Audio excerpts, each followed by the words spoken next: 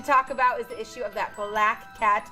Scary or not scary? Colton had one. What do we think? No, the other day I went on a jog. I saw a black cat and it was already getting dark outside. I saw it run. It didn't walk, it ran. So I turned around and I said, no, I'm not going down this road anymore. Yeah, and I've seen them in cemeteries. I did see one in the cemetery once. I was in one of the oldest cemeteries in Boston, and there, a little black cat walked out in front of me. It was very spooky. But, you know, I wanted to figure out where all this black cat stuff comes from, but I really wanted to figure out how it impacts our local black cats. So that's what I did. Take a look.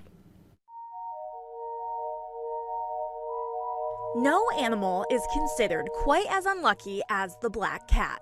But why? They certainly don't look scary, and they're cuddly enough. So could there really be something evil lurking behind those big green eyes? Americans have been scared to cross paths with black cats for centuries. But where did this superstition really start? To find that answer, you have to go to ancient Egypt, when cats practically ruled the world. Well, sort of.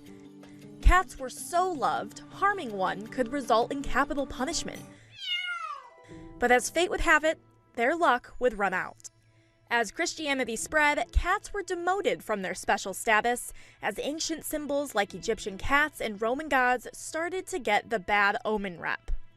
The fear of the black feline reached its height in the 1200s, when cats were feared to be witches in disguise, or worse, in league with the devil. This bad reputation stuck around, eventually making its way to the US, into movies and pop culture. Now, I tend to think this is an unfair reputation, but before I make up my mind, I stopped to visit a few of the offending felines for myself. Lexi at the Capital Area Humane Society introduces me to Slurpee, a 3-month-old black cat. Terrifying. Okay, so why do you think these guys get a bad rap? Yeah. I think there's a lot of deep-seated superstitions going back a really long time that black cats are unlucky, that, you know, they're something spooky associated with like witches and other Halloween-esque things. So a lot of people think that because of all that they are bad luck or just not something that they want around, which is really unfortunate because they're really, really sweet. They're just kitties. Yeah, so how does that impact like adoption rates? Black cats are the most common coat color in cats, and so we do quite a few black cat adoptions. We adopt out a lot of really great cats here throughout the year. We don't like to suspend any kind of adoptions, you know, even though it's Friday the 13th or even Halloween, we'll still adopt out black cats. It is a myth that, you know, people are adopting these cats just for bad things, at least here, because we do vet all of our adopters really, really well.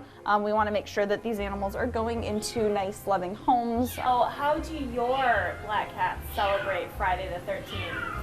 Well, I'd like to think that our staff are going to give them lots of extra love and attention, and we have some really amazing volunteers who are, I'm sure, going to give them lots of treats and snuggles, and hopefully Slurpee will be celebrating in his new home tonight.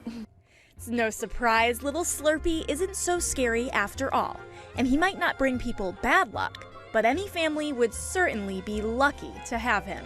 I mean, look at that little face. Who wouldn't want a black cat on Friday the 13th?